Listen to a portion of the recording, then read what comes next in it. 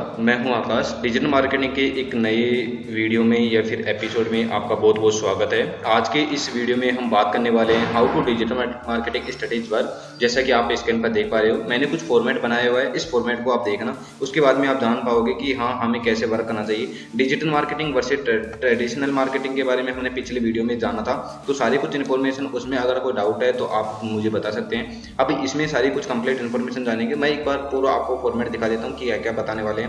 जैसे free versus paid क्या होता है, कौन कौन से टूल्स हैं जो हमें यूज़ करने होते हैं, की ऑफ सक्सेस कौन कौन सी की है कि हमें अपनी ROI को रेवेन्यू जनरेट करने के लिए क्या क्या चीज़ करना पड़ता है, लक भी साथ देता है कि नहीं देता है, फिर हमारी मेहनत ही करनी पड़ती है, तो ये भी काफ़ी डिपेंड करता है हमारे ऊपर। और कुछ एग्जाम्पल के तौर पर भी देंगे। इसके बाद में जो पोलिटिकल जो पार्टीज हैं उनके बारे में बताएंगे। जैसे इस टाइम में किसी पार्टी का मैं नाम नहीं लूँगा, बट इस टाइम में जानते होते कि कैसे क्या चल रहा है और हमेशा से ये काम चलता रहता है। तो पॉलिटिकल्स जो पार्टी हैं उनके भी बताएंगे क्या क्या उसकी मार्केटिंग स्ट्रेटेजी होती है।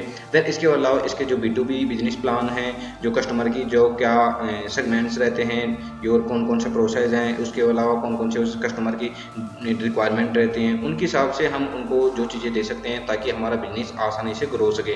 तो सारी कुछ इन्फॉर्मेशन जानेंगे इस वीडियो में, तो लास्ट तक ज़रूर देखना। और अब मैं इसको आपको थोड़ा सा जूम कर लेता हूँ ताकि आपको सारा कुछ समझ में आ जाए। आई होप अब आपको अच्छा खासा दिख रहा होगा। तो एक बार सबसे पहले हम जान लेते हैं कि how to digital marketing strategy work है। अभी कौन कौन से हैं मैं कुछ टूल्स बताऊंगा। सबसे पहला टूल्स आ जाता है फ्री आफ्टर पेड। मतलब क्या होता है कि मैंने आपको कुछ एक वीडियो, मतलब जैसे ही आपने मेरे पास में डिजिटल मार्केटिंग के लिए कॉल किया कि सर हमें डिजिटल मार्केटिंग सीखनी है, या फिर आप मेरी वेबसाइट पे गए, कोई एडवर्टाइजमेंट देखी आपने, तो एडवर्टाइजमेंट देखने के बाद में आपने देखा कि हाँ ये बंदा हमें डिजिटल मार्केटिंग सिखा रहा है तो हम इसे सीख लेते हैं।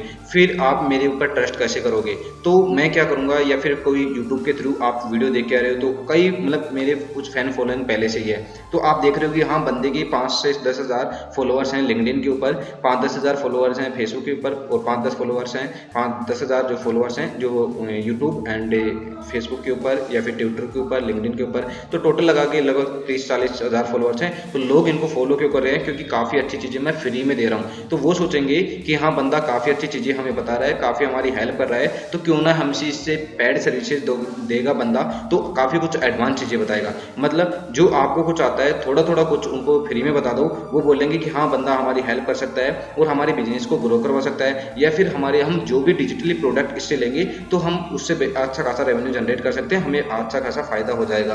तो इस कारण से उसको पेड में बदल दो। अब कोई बोले कि यार मेरे को ऐसे कुछ सर्विसेज चाहिए, मेरे को एक मतलब मेरे बिजनेस को ग्रो करवाना है।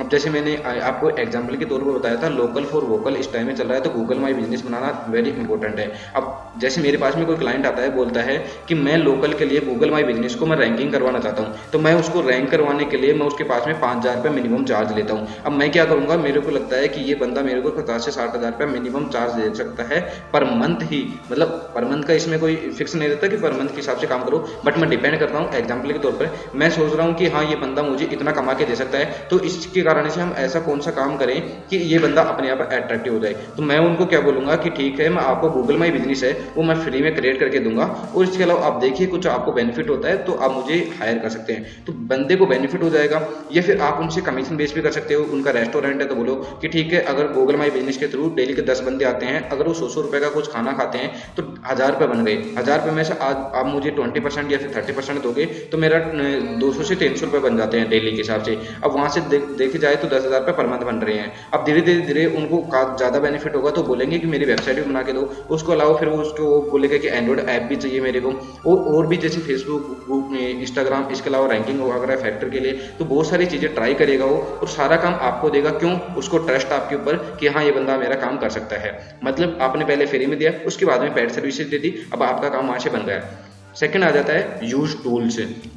अब ये टूल्स कौन कौन से हैं जिन्हें हमें यूज करना चाहिए? जब जैसे फेसबुक, ट्विटर, लिंक्डइन, ये टूल्स ही हैं। ये एक तरीके से ऐसे नहीं कहूँगा कि हाँ हमारे खुद के द्वारा ऑटोमेशन वाला एक सिस्टम है, बिल्कुल ये टूल्स हैं। हम टूल्स क्या होते हैं पहले तो ये समझना जरूरी है। टूल्स होते हैं जिनकी हम मदद से हमारा काम ईजी हो जाता है, वो टूल्स हो रहते हैं। जैसे मैं लैपटॉप स्क्रीन के थ्रू या फिर मोबाइल रिकॉर्डिंग के थ्रू मैं आपको सारी चीज़ें बता रहा हूँ कि हाँ ये चीज़ें ऐसी होती हैं। अब मैं कौन कौन से टूल्स यूज कर रहा हूँ? पहला लैपटॉप, सेकंड में मोबाइल, एंड तीसरा ईयरफोन। अब मैं क्या करूँ, इन 3 टूल्स का यूज करके आपको दे रहा हूँ। अब चौथा टूल्स क्या आ गया, यूट्यूब आ गया, वेबसाइट आ गई या फिर कोई ईमेल आ गई, उनका भी टूल्स का यूज करके आप तक वीडियो पहुंच रहा है। मतलब 5 से 10 टूल्स मैं यूज करके आपके पास में इन्फॉर्मेशन दे रहा हूं, तो ये काफ़ी अच्छी बात है कि हमें टूल्स के बिना डिजिटल मार्केटिंग में कुछ भी नहीं हो सकता। और टूल्स की बहुत ही इंपॉर्टेंट रहता है टूल्स का कि हमें रिक्वायरमेंट रहती है। अब थर्ड आ जाता है की ऑफ सक्सेस, मतलब इसमें कौन कौन सी सक्सेस के लिए कौन कौन सी टिप्स रहेंगी, वो भी सारी कुछ इन्फॉर्मेशन की बात करेंगे। Build proper strategy that in strong ROI। अब ये ROI क्या होता है, रिटर्न ऑफ इन्वेस्टमेंट। मतलब आपने जो 5,000 रुपये लगा रहे हो किसी बिजनेस में, तो उसका आपको रिटर्न कितना मिलेगा। अब 5,000 में से आपको 5,000 मिल रहे हैं तो आप बिजनेस नहीं करोगे, क्यों? क्योंकि सोच रहे हो कि यार जितने हम पैसे लगा रहे हैं, जितना अफोर्ड लगा रहे हैं, तो उतने ही पैसे हमें मिल रहे हैं वापस रिटर्न में, तो हमारा बेनिफिट क्या हुआ? आपको कोई बेनिफिट नहीं है। बट आपको कम से कम 5,000 लगा रहे हो, कम से कम 2,000 रुपये मिनिमम उसमें बचना ही चाहिए। अब बचेंगे नहीं तो आपको बेनिफिट क्या है? ऐसे काम से मतलब दूर करो ऐसे काम को, तो उसमें आपको ROI निकालना पड़ेगा कि हाँ हमने इतने पैसे लगाए, इतने पैसे हमने इस हफ्ते में कमाने चाहिए या फिर इस मंथ में इतने पैसे बचने चाहिए, तभी जाकर के हम वहां से रेवेन्यू जनरेट कर सकते हैं और ये बिजनेस अच्छा खासा हमारे आगे तक चल सकता है। तो ROI बहुत इंपॉर्टेंट है।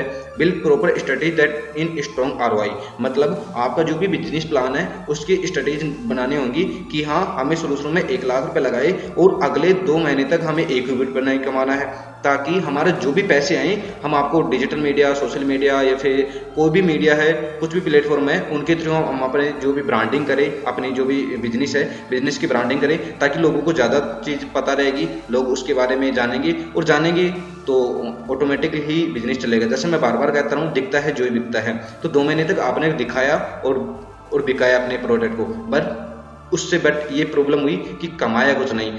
ठीक है, कोई दिक्कत नहीं। आने वाले टाइम में अब आप क्या करोगे? 2 महीने बाद में आपने देख लिया कि हाँ हमारे 10 या 20,000 रुपये पर मंथ बच रहे थे 1 लाख रुपए लगाने के बाद में। अब हमारे पास में कितने आएंगे? थर्ड मंथ से जो 10-20,000 रुपये आएंगे हम रख लेंगे, मान के चलते हैं 10,000। अब आपको एक स्ट्रेटेजी अपनानी होगी कि हमारे पास में शुरू में 2 महीने तो हमने 10,000 रुपये आए थे तो हमने लगा दिया। अब आने वाले टाइम में 10,000 आएंगे, जिनका 50% तो अपने पास रखना है, मतलब जैसे 30% होगा सोशल मीडिया में और 20% हुआ अपने पास में, मतलब खुद का भी उसमें सेविंग हुई। 50% उसी चीज में वापस हम लगा देंगे, मतलब हमने जो प्रोडक्ट बेचा उन्हीं प्रोडक्ट को वापस लगा लेंगे। सोचो कि आपका 50% बचत हो रहा है, मतलब 100 रुपए का प्रोडक्ट है, 50 रुपए आपके बच रहे हैं, तो 50 रुपए बच रहे हैं, तो 50 रुपए में 30 रुपए तो आपकी लागत लगा दो वापस से। मतलब जो 50 रुपए का प्रोडक्ट था, 50 के तो आपने वापस खरीद लिया, बच्चे कितने कमाई तो आपकी 50 रुपए हुई ना। तो 50 रुपए में 30 रुपए तो एडवर्टाइजमेंट में या फिर कोई भी digital media advertisement, social media, किसी भी चीज में लगा सकते हो। अब बचे 20% आपका रेवेन्यू जनरेट हो गया, मतलब आपकी कमाई हो गई, वो निकालना पड़ेगा। इस कमाई को आप बदले में फिर बाद में आपके जैसे जुड़ जाए धीरे धीरे करके 2, 4, 5, 10 लाख रुपए, जितने भी आपका, वो डिपेंड करता है आपके बजट के ऊपर कि आपका बजट कितना है और नेक्स्ट बिजनेस में आप कितना इन्वेस्ट करना चाहते हैं। और नेक्स्ट बिजनेस के लिए आप वहां से काफी सारा रेवेन्यू बाद में एक साथ इकट्ठा हो जाएगा, नेक्स्ट बिजनेस कर सकते हैं। अदरवाइज उसमें ये भी कर सकते हैं कि आपका जो बिजनेस चल रहा है अच्छा खासे पैसे जो इकट्ठे हो जाए तो फिर आप नेक्स्ट बिजनेस स्टार्ट कर सकते हो। तो ये काफी इंपॉर्टेंट है डिजिटल मार्केट में, लक ऑफ स्ट्रेटेजी। अब ये लक क्या देता है? लक का देखो, मैं मेरे हिसाब से देखी जाए तो मैं डिजिटली मीडिया या फिर किसी भी सोशल मीडिया का एक ऐसे नहीं देखता कि हाँ ये लक साथ देता है। होता है, इतना नहीं कहूँगा कि हाँ होता ही नहीं है, लक साथ भी देता है, बट कहते हैं कि my luck in my hand, आपके भाग्य आपके हाथ में है। ऐसे नहीं कि आप पैसे को पीछे भाग रहे हो, क्या पता पैसा आपके पीछे भाग रहा हो कि हाँ यार तू कुछ करे तो मैं तेरे पास में आऊँ, या फिर तू कुछ नहीं करे तो मैं कैसे आऊँ। और हम देखते हैं कि यार पैसा तो आ ही नहीं रहा, क्या करें। आप मेहनत नहीं कर रहे और फिर बोलते हो कि यार मेरे को तो कुछ पैसे मिल नहीं रहे। क्लाइंट के पास में आप कॉल नहीं करते हो, क्लाइंट आपके पास में कॉल करते हैं तो आप उनके उठाते नहीं हो, उठाते हो तो उनकी प्रॉब्लम सोल्व नहीं करते हो, प्रॉब्लम सोल्व करते हो तो फिर बाद में उससे पैसे कम मांगते हो, फिर बोलते हो कि यार मैं यार पैसे कम कमा रहा हूँ। तो ये आपकी जिम्मेदारी है, आपकी रेस्पॉन्सिबिलिटी है कि आप क्या कर रहे हो। आप वही करो जो आपको अच्छी तरह से आता है, मार्केट में वही चीज़ दिखाओ जो आप अच्छे से कर सकते हो। ये इंप्लीमेंट चीज़ें करो कि हाँ हम ये अच्छी तरह से कर सकते हैं, ताकि क्लाइंट को कोई प्रॉब्लम नहीं है और आपको भी कोई प्रॉब्लम नहीं है, वो बिजनेस आपका अच्छी तरह से ग्रो करेगा। तो इसमें लक कैसे साथ देता है? जैसे मैंने एक पोस्ट डाली कि हाँ कि ये मैंने कोई मेम्स वगैरह डाल दिया कि ये ऐसे ऐसे पोस्ट है, वो क्या होगा कि फेसबुक पर जैसे मैंने फेसबुक पर पोस्ट डाल दी, लोग देखेंगे यार ये काफ़ी अच्छी अट्रैक्टिव पोस्ट है। तो आज के टाइम में जैसे मेम्स वगैरह काफ़ी ट्रेंडिंग में चल रहे हैं, तो लोग क्या करेंगे उसको बार बार में शेयर करेंगे। अब पहले मैं क्या करता, 2 साल से 3 साल से 2016 से मैं पोस्ट डाल रहा हूँ तो एक भी वायरल नहीं हुई। कई बार क्या होता है कि हम डालते जाते हैं, एक दिन ऐसा आता है ऑटोमेटिकली वो चीज़ वायरल हो जाती है। तो हम सोचते हैं कि यार हमारा लक होगा, क्या अब तक वो आपकी मेहनत भी हो सकती है, क्या अब तक वो आपका लक भी हो सकता है। ये डिपेंड करता है आपके ऊपर और लक के ऊपर, तो दोनों के ऊपर डिपेंड करता है। अब सोचो कि ऐसे लक तो साथ देगा नहीं कि आपने कुछ किया नहीं ऑटोमेटिकली लक साथ दे देगा, हाँ ठीक है भाई तेरी 2 साल पहले की पोस्ट है मैं ऑटोमेटिकली तेरी लक साथ देता हूँ, तो ऐसा नहीं होता। हाँ एफर्ट लगाने पड़ते हैं, खुद को भी मेहनत करनी पड़ती है, तो लक ऑटोमेटिकली साथ देता है। जैसा मैंने कहा my luck in my hand, तो आप अगर मेहनत करते रहेंगे तो लक ऑटोमेटिकली आपके पास में आ जाएगा। जैसे पैसे वाला सिस्टम था तो उसमें आ जाता है कैन मिस टू अपॉर्चुनिटी। पहले ही देखना होगा लक के लिए कि लोगों को मतलब अपॉर्चुनिटी क्या क्या है, लोगों को चाहिए क्या। जैसे मैंने पिछले इन चीज में बताया था कि मेरे को ये टी शर्ट है, मेरे को काफी अच्छी लग रही है, आप बोलोगे कि यार क्या यार बकवास है, मैं इसको मार्केट में उतार दूं, मैं बोलूंगा यार 500 रुपए की टी शर्ट है, आप बोलोगे 150 रुपए में फलाने बाजार से मिल जाती है वहां से ले लेंगे। अब मेरी तो मार्केट गिर गई ना, क्योंकि मेरे ये 350 की टी शर्ट पड़ी और मैं इसमें 150 रुपीज कमा रहा हूँ। अब मैं तो यहाँ रेवेन्यू जनरेट करने के लिए कर रहा हूँ, या फिर क्या पता मैं 350 की रुपए की फर्स्ट में सेल कर दूं ताकि मेरी वहां से ग्रोथ मिल जाए। अब आप बोलोगे यार 150 की तो मार्केट में मिल रही है, हम क्यों लेंगे इसको। अब आपको तो, या फिर चलो कितने की मिल रही है, चाहे 350 की मिल रही होगी आपको और मैं भी उतने की बेच रहा हूँ, बट आपको वो चीज़ पसंद ही नहीं आ रही। तो ये देखना पड़ेगा कि अपॉर्चुनिटी क्या क्या है, मार्केट में क्या चल रहा है, क्या चीज़ नहीं लानी चाहिए। अगर यूनिक चीज़ लेके आओगा तो चलेगी, और लोगों को सस्ते दोगे, बढ़िया चीज़ दोगे, टिकाऊ चीज़ दोगे, जैसे मैंने पिछले वीडियो में बताया, तो आसानी से आप चल पाओगे। सेकंड पॉइंट आ जाता है मे लेफ्ट बिहाइंड इन बिजनेस।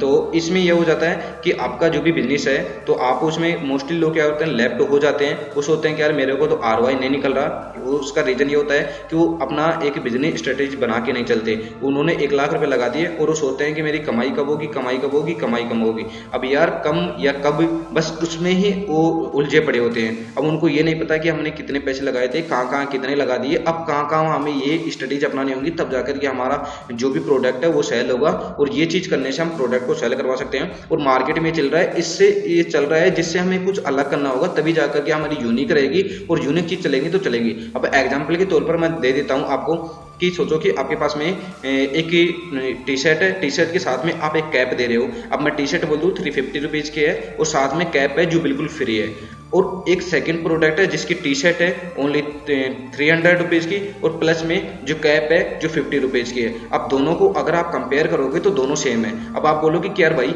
इधर देखी जाए तो इधर कैप और टी शर्ट है वो भी 350 की मिल रही है, उधर कैप और टी शर्ट है वो भी मतलब 350 की मिल रही है। लेकिन अब वहाँ पे आप ज़्यादा दिमाग लगाओगे कि यार मतलब 300 की जो टी शर्ट मिल रही है और 50 रुपीज़ की कैप मिल रही है, तो यार मतलब अलग अलग है, थोड़ी महंगी होगी। लेकिन यहाँ पे क्या देखो, और यार 350 की जो टी शर्ट है उसके साथ साथ में हमें कैप फ्री मिल रही है, तो क्यों ना हम ले लेते हैं। मतलब दिमाग ऑटोमेटिकली हमें अट्रैक्टिव हो जाता है कि हाँ ये चीज़ करनी चाहिए। बड़े बड़े मॉल्स हैं, एग्जांपल के तौर पे बिग बाजार या फिर बहुत सारे मॉल्स हैं, मैं किसी की प्राइवेट पॉलिसी के कारण किसी का नाम नहीं ले सकता।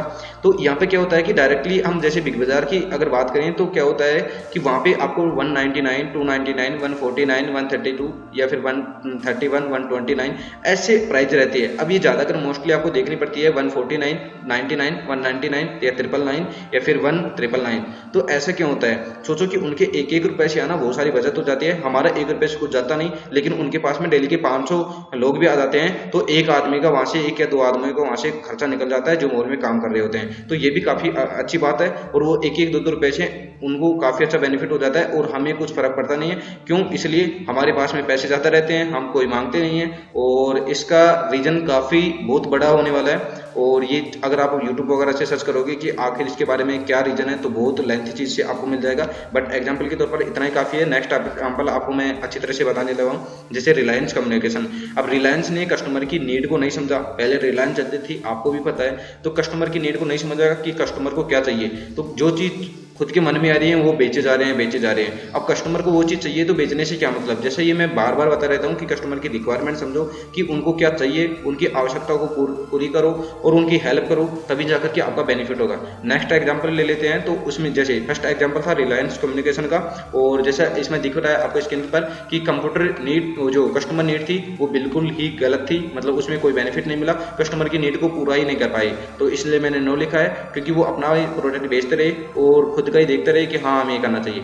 नेक्स्ट आ जाता है रिलायंस जियो, इसने कस्टमर की नीड को समझा और आज इसके सक्सेस के बारे में आप अच्छी तरह से जानते हो। रीजन यही है कि पहले लोग क्या करते थे, जैसे मैंने पिछली वीडियो में बताया था कि लोग सीधा ही डाटा के ऊपर फोकस नहीं कर रहे थे। लोग कौन, ये हैं कंपनी वाले, मैं बात कर रहा हूँ एयरटेल, आइडिया, वोडाफोन और इसके अलावा रिलायंस जियो की। ये लोग क्या कर रहे थे, हमें इतना महंगा प्लान दे रहे थे। अब रिलायंस जियो आने के बाद में तो काफ़ी सस्ता देने लगे, क्यों? क्योंकि इनको लगा कि यार मतलब लगा क्या हो रहा था मार्केट में कि रिलायंस है जो फ्री में नेट बेच रहा है और मतलब दे रहा है लोगों को, और बिल्कुल ही सस्ता प्लान थे जो कॉलिंग के लिए। अब उनको एयरटेल आइडिया को ये लगा कि हाँ यार ये बंदा इतनी सस्ता दे रहा है तो हमें भी देना चाहिए, तो इन्होंने पहले अपफ्रंट नहीं लगाया, ये दिमाग नहीं लगाया कि लोगों को चाहिए क्या। जियो ने दिमाग लगाया कि लोगों को कॉलिंग की कोई आवश्यकता नहीं है, इतनी कॉल की जरूरत नहीं है, अगर कॉल आज भी करेंगे तो वो बाद में भी करेंगे, लेकिन क्यों ना हम इनको डाटा दे दें इतना सस्ता कि लोग लगें कि हाँ यार जिस चीज़ की उनकी रिक्वायरमेंट है वो आसानी से उनको मिल जाए। तो जियो ने देखा कि लोगों को डाटा की रिक्वायरमेंट है, डाटा दे देते हैं, और आज आप उनकी सक्सेस जान सकते हो कि सबसे नंबर 1 कंपनी आज बन चुकी है इंडिया के तौर पर। अब हम कुछ नेक्स्ट पॉइंट बात कर लेते हैं। जो पॉलिटिकल पार्टी हैं, जैसे बहुत सारी पार्टी हैं जो पॉलिटिकल पार्टी, उनका मैं नाम नहीं लूँगा, लेकिन अगर 2 पार्टी हैं मैं उनका नाम लेता हूँ ए और बी। अब ए पार्टी है वो सोचते हैं कि यार मैं ये मार्केट में ये कर दूँ तो लोगों को काफ़ी सारा बेनिफिट होगा। दूसरी बोलते हैं अगर मैं ये नहीं कर दूँ, लोगों के डायरेक्टली खाते में पैसे भेज दूँ तो ये होगा, उससे कोई बेनिफिट नहीं होगा। खाते में पैसे भेजने से आप डिपेंड करो कि आप क्या कर रहे हो, लोगों को क्या सुविधा दे रहे हो, क्या उनको वो हेल्प मिल पा रही है नहीं मिल पा रही। आप ऐसा काम कर रहे हो जिससे किसी भी जनता का कोई फायदा नहीं हो रहा तो वो बिल्कुल गलत है और आप उसमें सक्सेस नहीं हो सकते। दोबारा आप चुनाव 100% हार जाओगे। क्यों? जनता ये देखती है कि आप क्या कर रहे हो, आप उनका अगर भला कर रहे हो, उनकी जो आवश्यकताओं की पूर्ति, मतलब मैंने बताया जैसा ही कुछ भी काम हो तो उनके जो भी प्रॉब्लम हो उनको सोल्व करना, तो वो रहते हैं पॉलिटिकल्स पार्टी में। वो प्रॉब्लम सोल्व कर दिया तो आसानी से आप मार्केट में जचे रहेंगे, मतलब फिक्स के फिक्स रह जाएंगे और धीरे धीरे 2 4 5 10 साल तक आराम से राज करते जाएंगे। अदरवाइज आप धीरे धीरे वहां से डिस्कनेक्ट होते जाएंगे और आपकी जो रीच है वो बिल्कुल कम हो जाएंगे। लोग आपको जानेंगे बट वो फेम नहीं मिल पाएगा जो आपको लेना चाहिए। अब इसमें जो डीएम स्टडी स्टेप है वो बताऊंगा डिजिटल मार्केटिंग में कैसे क्या होते हैं, यूज होते हैं। जो पॉलिटिकल पार्टी के लिए बिजनेस स्टडीज आई है, आइडेंटिटी बिजनेस गोल। सबसे इंपॉर्टेंट ये है कि आपको बनना क्या है। सोचो कि मैं एक गांव के सरपंच का चुनाव लड़ रहा हूं, फिर मैं बोलूं यार एमएलए का लड़ लूं, फिर बोलूं कि यार प्रधानमंत्री का लड़ लूं। अब उसके बारे में मेरे को कुछ नॉलेज नहीं है। मैं देखूंगा कि मेरे को चुनाव लड़ने से पहले मेरे को 21 ईयर होनी चाहिए और मेरे पास में ये स्किल होनी चाहिए, 10 पास 12 पास जो भी कुछ है। उसके बाद में फिर मैं जो भी चीज़ें हैं उसके बारे में पूरा जानूंगा कि हाँ ये चीज़ें मार्केट में ऐसे चलती हैं और इन चीज़ों के बारे में मुझे नॉलेज है, और जो जनता की बातें हैं उनको किस तरह से रख सकता हूँ। तो वो चीज़ें मैं अगर अच्छी तरह से समझ पाया तो मैं पॉलिटिकल पार्टी में एंट्री कर सकता हूँ कि हाँ yes I can do it. तो इसमें ये रहता है कि बिजनेस गोल में कोई भी बिजनेस हो सकता है, कोई भी बिजनेस आप कर सकते हो। तो उसमें सारा इंपॉर्टेंट पार्ट्स ये रहता है कि शुरू से लेकर के लास्ट तक आपको कहाँ से क्या करना है। जैसे आपने कोई बिजनेस गोल बनाया 1 लाख रुपए लगाने हैं, नेक्स्ट मंथ मैं 2 लाख रुपए लगा दूंगा, और मेरा बिजनेस जैसे 10,000 कमाने लगा है तो मैं पूरे पैसों को लगा दूंगा, और सेकंड मंथ से मैं 10,000 रख लूंगा। तो आपकी बिजनेस स्टडीज काफ़ी अच्छी है। लेकिन आप सोच रहे हो कि 1 लाख रुपए लगा दूँ, 10,000 पहले से रख लूँ और इनकम जनरेट हो नहीं रही, तो 10 महीने के अंदर अंदर आपका पूरा काम खत्म हो जाएगा, आप एक भी पैसा रेवेन्यू जनरेट नहीं कर सकते। सेकंड आ जाता है कस्टमर स्टडीज। अब कस्टमर की क्या क्या स्टडीज होते हैं, इसमें होता है अंडरस्टैंडिंग कस्टमर रिक्वायरमेंट। जैसे मैंने पहले बताया था कि कस्टमर को क्या चाहिए वो समझना होगा। अगर आप वो चीज़ दे देते हो जो कस्टमर को चाहिए तो आसानी से आप ग्रो कर पाओगे, और ये चीज़ मैं बार बार आपको बता सकूँ, इसके बारे में ज़्यादा डिटेल्स में नहीं बताऊंगा। नेक्स्ट आ जाता है मार्केटिंग स्टडीज, जो मार्केट को अप्रोच करना होगा। सोचे कि मैं जयपुर में रहता हूँ तो मेरे को जयपुर में अप्रोच करना होगा। अगर मैं जयपुर में कोई भी एमएलए का चुनाव लड़ता हूँ, पार्षद का चुनाव लड़ता हूँ, तो मैं उनको यहाँ से टारगेट करूंगा कि उनको लोगों से जानकारी लूंगा कि ये लोग मेरे को जाने तभी को वो वोटिंग कर पाएंगे। अदरवाइज वो मेरे को जानेंगे नहीं, मेरे काम नहीं देखेंगे तो मेरे को वोटिंग कैसे कर पाएंगे। इसका एग्जांपल को हम छोड़ते हैं, थोड़ा सा साइड में आते हैं। जैसे मैं डिजिटल एक मार्केटर हूँ या फिर एक फेसबुक एडवर्टाइजमेंट का मैं एक्सपर्ट हूँ, तो मैं ये बोलूँगा कि मैं फेसबुक एडवर्टाइजमेंट आप काफ़ी अच्छी से चला सकता हूँ, गूगल एडवर्टाइजमेंट अपने बिजनेस को ग्रो करवा सकता हूँ, डिजिटल मार्केटिंग काफ़ी अच्छा ट्रेनर हूँ, मैं आपको मेरे तरीके से काफ़ी अच्छा सिखा सकता हूँ। आप ये सोचोगे कि हाँ यार ये बंदे ने काफ़ी अच्छा, हमने इसके यूट्यूब वीडियो देखे हैं और काफ़ी अच्छा ये बंदा काम करता है, तो हमने क्यों ना इसको कुछ काम दे देते हैं, हमारे बिजनेस को ये ग्रो करवा देगा। और मैं जयपुर में काफ़ी लोग मेरे को जानने लगे, और या फिर पूरे इंडिया में लोग जानने लगे, क्योंकि वो मेरा मार्केट बन गया। अब लोग ऑटोमेटिकली मेरे को काम दे देंगे। इसमें यही था कि मार्केट स्टडीज, मतलब मार्केट में लोग मेरे को जानने लगे, ये बंदा ये काम करता है, तो ऑटोमेटिकली जो मार्केटिंग अप्रोच है वो ऑटोमेटिकली मेरे को अप्रोच कर लेंगे कि डियर हमारा जो ये काम है आप हमें ये करके दीजिए, हम आपको इतने बदले में इतने पैसे लेंगे या फिर आप बता दीजिए। नेक्स्ट आ जाता है अंडरस्टैंड योर बिजनेस प्लान। पहले बिजनेस प्लान बनाना होगा कि हाँ हमें, जैसे मैं इसके बारे में बार बार बता दिया कि हाँ हमें फर्स्ट मंथ में ये चीज़ चाहिए, सेकंड मंथ में इतने लोग हायर करेंगे, अगर हमारा बिजनेस इतना गुना बढ़ गया तो हम ये करेंगे, इतने लोगों को अप्रोच करेंगे, इतना रेवेन्यू कम हो गया तो हम धीरे धीरे ये काम को बंद कर देंगे, अदरवाइज हमारा बेनिफिट होता जा रहा है, लगातार बढ़ रहा है, तो हम क्यों ना इसमें और भी ज़्यादा एफर्ट डाल के, थोड़ा बहुत मनी डाल के हम इस बिजनेस को ग्रो करवा सकते हैं। सेकंड आ जाता है कस्टमर सेगमेंट्स। अब डिपेंड करता है कस्टमर सेगमेंट्स के कि सोचो कि आपको, जैसे मैं टी शर्ट है, टी शर्ट मेल के लिए है, अगर मैं फीमेल को बेचूंगा तो कोई लेंगे नहीं, क्यों, मेल की टी शर्ट है तो मेल ही लेंगे ना। अब वो डिपेंड करता है, अब ये सोचो कि एनली यंगस्टर के लिए मेल है, मैं किसी एक बुजुर्ग को दूं या फिर किसी चिल्ड्रन को दूं तो वो परचेज करेंगे नहीं। तो डिपेंड करता है आपके पास में कि एज भी बहुत डिपेंड करती है कि आप किसके लिए वो जो प्रोडक्ट है या सर्विसेज हैं वो दे रहे हो। तो और नेक्स्ट आ जाता है लोकेशन। अब टारगेट करता है कि लोकेशन को किस सिटी में, सोचो कि अगर मैं यहाँ पर इंडिया में यही कपड़े लोग पहनते हैं, अगर मैं चाइना की बात करूँ तो ये लोग कपड़े नहीं पहनते, ये एग्जाम्पल के तौर पे बता रहा हूँ आपको। अब सोचो कि मैं चाइना में ये टी शर्ट बेचूंगा तो मेरे पास में कौन खरीदेगा, वो सोचेंगे यार ये तो पता नहीं क्या चीज़ है और ये मतलब बकवास सी एक कपड़ा है तो हम इस चीज़ को नहीं लेंगे, वो लेंगे नहीं, तो मेरी एडवर्टाइजमेंट के पैसे हैं वो बिल्कुल फ्री चले गए। अब इसमें जैसे मैंने फर्स्ट बार में बताया था फ्री या फिर पेड, अब आप चाहे सोशल मीडिया के थ्रू बेचो, फेसबुक के थ्रू बेचो, या फ्री में या फिर पेड में, वो आपके ऊपर डिपेंड करता है। लेकिन जो चीज़ जहाँ चाहिए उसी को वहीं चलाना जरूरी है।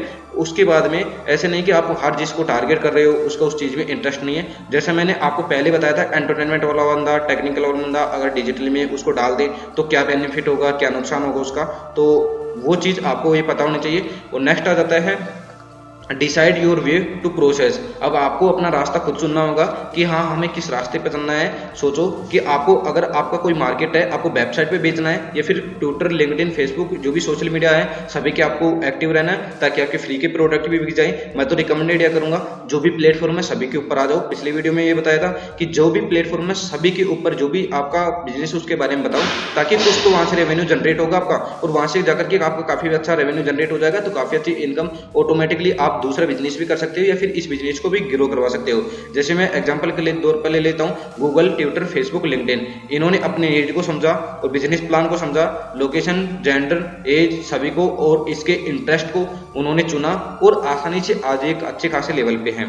Digital channel as per your customer. अब डिपेंड करता है आपके डिजिटल चैनल के थ्रू आपको प्रोडक्ट बेच रहे हो, कैसे बेच रहे हो। अब मैं जैसे आपको वीडियो फॉर्म में मेरा प्रोडक्ट या फिर मेरी सर्विसेज बेच रहा हूँ, अब मेरी सर्विसेज क्या होगा, पूरी डिजिटल सर्विसेज होगी, वो मैं आपको सेल कर रहा हूँ और वो आसानी से आप ले रहे हो, उनके बारे में जान रहे हो। अब वो डिपेंड करता है आपके ऊपर, जैसे आप शूज बेच रहे हो, मोबाइल बेच रहे हो, आपने यूट्यूब पे वीडियो बनाया, ये मोबाइल है, इतनी जीबी की रैम है, इसमें ये रोम मिल जाएगी, ये इसमें ये फैसिलिटी मिल जाएगी, इतना कैमरा है, इतने रुपए की प्राइस है, और आप बोल दो कि अगर आप खरीदना चाहते हो तो आप हमें फोन कर सकते हो या फिर हमारी वेबसाइट पे जा सकते हो। अब आपने बिल्कुल फ्री का काम कर दिया, मोबाइल का वीडियो बना दिया, यूट्यूब पे डाल दिया या फिर और कोई सोशल मीडिया पे डाल दिया, वहां से लोग देखेंगे और आपका प्रोडक्ट ऑटोमेटिकली बिक गया। या फिर ये हो गया सोशल मीडिया। अब कुछ भी चैनल है सोशल, जैसे इसमें है digital channel as per your customer, मतलब आपके ने डिजिटल के थ्रू जो डिजिटल चैनल है, जैसे यूट्यूब चैनल हुआ, IGTV हुआ, जैसे इंस्टाग्राम का, उन पर आपने वीडियो डाला, लोग देखेंगे और ऑटोमेटिकली आपका जो प्रोडक्ट है वो बिक जाएगा।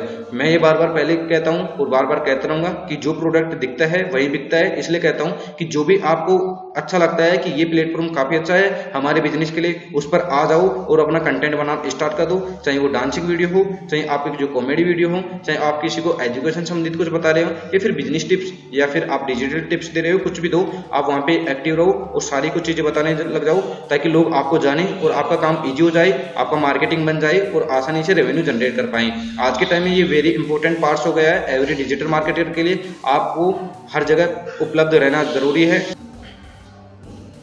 नेक्स्ट पॉइंट आ जाता है हमारे पास में help to focus on business, #focus. #Focus इसलिए लगाया, फोकस करना होगा। अब आप सोच रहे हो कि मैं एक सब्जी मंडी की, मेरी दुकान में एक सब्जी मंडी है, उसमें मेरी छोटी सी शॉप है, उसमें कुछ मैं वेजिटेबल बेचता हूँ, मतलब सब्जियां बेचता हूँ, चाहे कोई भी सब्जी हो सकती है, उसमें मेरे डेली के 500 रुपये बच जाते हैं। अब उसमें आपका बिल्कुल फोकस है कि हाँ मैं ये काम कर रहा हूँ और मेरा अच्छा खासा यहाँ से रेवेन्यू जनरेट हो रहा है और मैं काफ़ी अच्छे लेवल से, हाई लेवल से इसको ले जा सकता हूँ। अब वहाँ से आप रेवेन्यू आप काफ़ी अच्छा जनरेट कर रहे हैं, लेकिन अब आपको उसमें कुछ मतलब एक तरह से ये मान सकते हो कि उसमें आपका दिमाग ही नहीं लग रहा, उसमें आपका फोकस ही नहीं है कि नहीं यार ये बिजनेस मेरे को नहीं करना चाहिए, मैं गलत घुस गया और आपका दिमाग और कहीं जा रहा है। आप सोच रहे हो कि यार मैं इससे बढ़िया कहीं पर नौकरी कर लेता या फिर कोई एक दूसरे की कुछ चीज़ें प्रोडक्ट रीसेल कर लेता तो वहाँ से काफ़ी अच्छा जनरेट कर लेता, तो यहाँ पे इतना कुछ कमाई नहीं है। तो वो डिपेंड करता है आपके ऊपर कि आपको कोई भी बिजनेस कर रहे हो उनके ऊपर फोकस करना होगा। डिजिटल मार्केटिंग सीख रहे हो या फिर कोई प्रोडक्ट सेल कर रहे हो, सर्विसेज सेल कर रहे हो, तो आपको ये फोकस करना होगा कि हाँ हमें ये करना है तो करना है। ऐसे नहीं कि बाद में आपने मूड बना लिया कि आज तो मैं इंस्टाग्राम की एडवर्टाइजमेंट करूंगा, बाद में इंस्टाग्राम मार्केट करूंगा, 2 दिन बाद में बोल रहे हो कि मैं यार मैं फेसबुक ऐड में परफेक्ट हूँ, मैं फेसबुक ऐड कर ले रहा हूँ, तीसरे दिन किसी की नौकरी कर रहे हो, चौथे के दिन आपने काम बंद कर दिया 2 महीना। तो ऐसा नहीं चलेगा। फोकस करना होगा कि आप क्या कर रहे हो और वही लॉन्ग टाइम करोगे तो आपको काफ़ी सारा बेनिफिट होगा।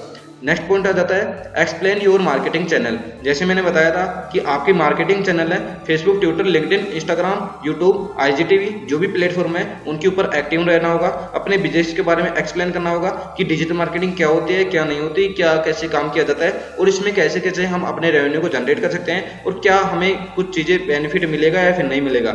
आपने जो भी बिजनेस है उस हिसाब से आप बता सकते हो। तो अपना एक्सपीरियंस वहाँ से शेयर कीजिए कि ये चीज़ मैंने देखा, ये चीज़ ऐसे होती है मार्केट में, लोग आपको, कई लोग बेवकूफ़ बना रहे हैं, कई लोग आपको काफ़ी अच्छा कंटेंट उपलब्ध करा रहे हैं, उनका ले सकते हो। तो इस तरह से आप अच्छा खासे अपने जो भी है अपना चैनल है डिजिटल चैनल को जो एक्सप्लोर कर सकते हैं, मतलब उसको बढ़ावा दे सकते हैं। तो इसलिए मैंने यहाँ पे लिखा है #एक्सप्लोर। नेक्स्ट आ जाता है B2B बिजनेस स्टडीज। आखिर ये B2B क्या होता है? बिजनेस टू बिजनेस, मतलब एक बिजनेस से दूसरे बिजनेस में अपनी जो भी स्ट्रेटेजी है वो भी अपना सकते हो। एग्जांपल के तौर पर टी शर्ट का मैं मान लेता हूँ कि आपने एक टी शर्ट का बिजनेस किया, काफ़ी अच्छा चल गया और आपने लोगों की रिक्वायरमेंट समझी, नीड समझी, उस हिसाब से आप चले, काफ़ी अच्छा सक्सेसफुल गया। उसके बाद में आप दूसरे बिजनेस में घुस गए, रेस्टोरेंट में, तीसरे में घुस गए ग्रोसरी में। लेकिन मैं रिकमेंडेड करता हूँ आपका जो भी एक बिजनेस है उसको काफ़ी अच्छा लेवल से बढ़ा दो और काफ़ी अच्छे तरीके से कर दो। अब ग्रोसरी है, ग्रोसरी का घुस गए तो ग्रोसरी में आप अपने और भी आइटम्स बढ़ा सकते हो, ग्रोसरी में, रेस्टोरेंट में कुछ ज़्यादा एडवांस कर सकते हो। इसके अलावा टी शर्ट ब्रांडिंग में कुछ नए टी शर्ट की ब्रांडिंग करके आप मार्केट में उतार सकते हो। लास्ट पॉइंट आ जाता है don't use wrong way, otherwise आपको लॉस हो जाएगा। अगर आप कोई भी गलत रास्ता चुन लेते हो, शॉर्टकट तरीका, शॉर्टकट से पैसे कमा सकते हो आप, लेकिन इतना नहीं कमा सकते कि लाखों करोड़ों कमा सकते हो। लॉन्ग टर्म आपको करना पड़ेगा, कुछ ज़्यादा एफर्ट डालने पड़ेंगे और लॉन्ग टर्म रहोगे तो लोग आपको जानेंगे और जैसा दिखता है वैसा बिकता है। तो इसी कारण से अगर आप शॉर्ट टर्म यूज करना चाहोगे कि हाँ अगर मैं एक फेसबुक पे एडवर्टाइजमेंट चला रहा हूँ, अगर मैं 10,000 की एक महीने की एडवर्टाइजमेंट चला रहा हूँ और वहाँ से मेरा प्रोडक्ट सेल कर रहा हूँ, तो आप बोल रहे हो कि यार डेली के मेरे पास में 5 बंदे आ रहे हैं, वहाँ से जाकर के मैं 5,000 ही कमा पा रहा हूँ उनसे।